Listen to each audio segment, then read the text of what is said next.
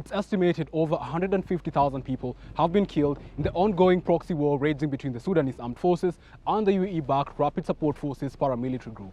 Headed by Mohamed Dagalo, alias Hemeti, the RSF was forged as a weapon against non-Arab Sudanese, but, like a cancer, grew to consume its host.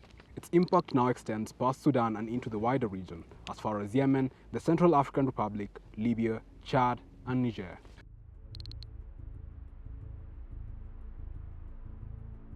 Before they were known as the Rapid Support Forces, they were the Janjaweed, devils on horseback. Drawn primarily from self-identified Arab communities in the Darfur region, the Sudanese state enlisted their help to fight against a rebellion in Darfur in 2003. That conflict began when rebel groups such as the Sudan Liberation Movement and the Justice and Equality Movement rose up against the Sudanese government, accusing it of marginalizing ethnic groups in Darfur and severely neglecting the region economically and politically. Armed and funded by President Omar al-Bashir, the Janjaweed became notorious for their brutal tactics. They destroyed everything that made life possible, including clean water wells, orchards, markets, and mosques. They also conducted mass killings and rape and wiped out whole villages. They primarily targeted non-Arab ethnic groups such as the Fur, Masalit, and Zagawa, in what is regarded by the International Criminal Court as a genocide. By its end, the war in Darfur had resulted in the deaths of an estimated 300,000 people and the displacement of over 2 million. The Janjaweed was due for rebrand, and in 2013 was reorganized into the Rapid Support Forces, initially to fight the rebels in the Nuba Mountains. The RSF also fought in South Kordofan and Blue Nile and continued to fight in Darfur.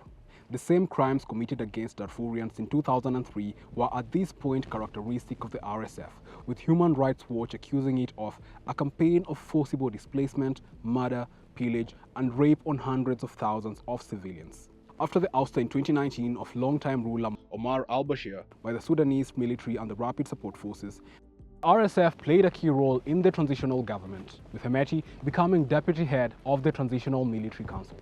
Protesters who for months had demanded Bashir's ouster now wanted the generals who overthrew him to cede power to civilians. The RSF's response was the killing of more than 100 protesters, with over 700 wounded, outside the Sudanese army headquarters on June 3, 2019, while the military stood by and did nothing. The RSF story in Sudan comes to a climax with the events of April 2023. With disagreements regarding the RSF's integration into the Sudanese armed forces, the paramilitary attacked Sudanese military installations. The war that followed has led to what the UN describes as the world's worst humanitarian crisis, with 11 million people displaced. Half the country is food insecure, and 60,000 have been killed in Khartoum state alone, with US Special Envoy Tom Perriello estimating in May 2024 that over 150,000 have been killed nationwide.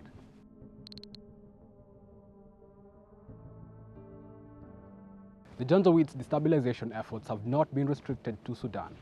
When Muslim-majority Seleka rebels ousted the Central African Republic's President Francois Bozize in 2013, some suspect at the behest of France, Janjaweed commander Moussa Assime was recruiting fighters in Darfur. For Paris, Bozize making deals with China on oil and uranium was unacceptable, according to Global Research's Bakary Haman and BAR's Antoine Rogers. The ensuing war in CAR saw at least 5,000 people killed as the Seleka targeted Christians in the country.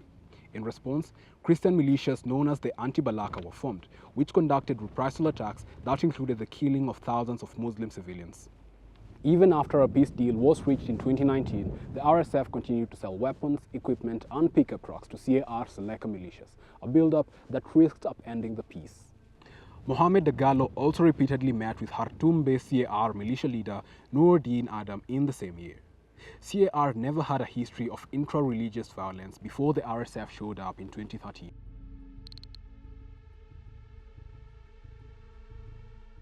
While Paris allegedly backed the overthrow of CAR's Bozize in 2013, it fought against RSF-backed rebels in Chad in 2008, using its air force to attack militants advancing on the capital. With Sudan interested in removing Chad's president Idriss Deby from power, it leaned on Hemeti, who deployed 4,000 Janjaweed fighters near the Chad border to support the Chadian rebels. In exchange, Khartoum agreed to the formal integration of Hemeti's forces, the promotion of his commanders, and a payment worth close to $120 million.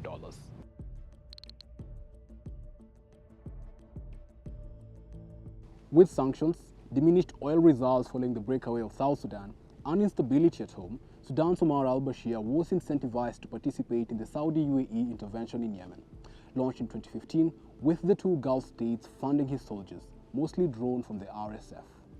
For the Saudis and Emiratis, courting Sudan was driven in part by a need to pull Bashir away from Iran. There were reportedly 30,000 RSF fighters in Yemen by November 2019. The Ansar Allah, fighting against the RSF, Saudis and Emiratis, accused the coalition of using Sudanese fighters as cannon fodder, with most of the frontline fighters being from the RSF. More than 8,000 Sudanese fighters were killed or wounded between 2015 and late 2019, according to an Ansar Allah spokesperson.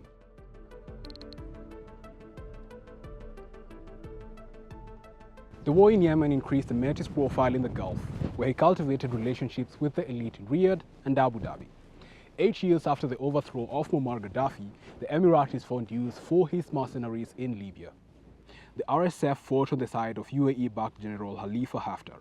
By late July 2019, the first batch of 1,000 fighters out of an expected 4,000 was on the ground to protect Libya's oil installations. This allowed Haftar's forces to concentrate all their power on an attack on the UN-recognized government in Tripoli.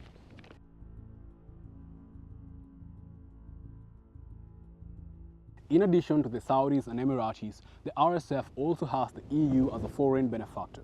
While the West now wrings its hands over the unfolding catastrophe in Sudan, it's important to point out how it too helped feed the beast. The EU cooperated with the RSF as part of a strategy to externalize migration control by partnering with actors outside Europe to prevent migrants from reaching its borders, according to the Migration Control Organization. Sudan is a key departure and origin point for many migrants. The RSF was tasked with controlling Sudan's borders, particularly in the north, where they intercepted migrants heading towards Europe. They became known for their brutality, including extortion, torture, and killings of migrants, and have become central players in the migration business, often profiting from human trafficking. The EU is accused of indirectly financing and supporting the RSF through various migration control programs. Key initiatives such as the Better Migration Management Program and the Regional Operational Center in Khartoum provided training, equipment, and infrastructure to Sudanese border control forces. This likely benefited the RSF due to its integration into Sudan's security apparatus. The EU has also supported the establishment of detention centers for migrants. Italy, meanwhile, has been implicated in clandestine training of the RSF, providing equipment and strategic support, including drones, to enhance their border control capabilities.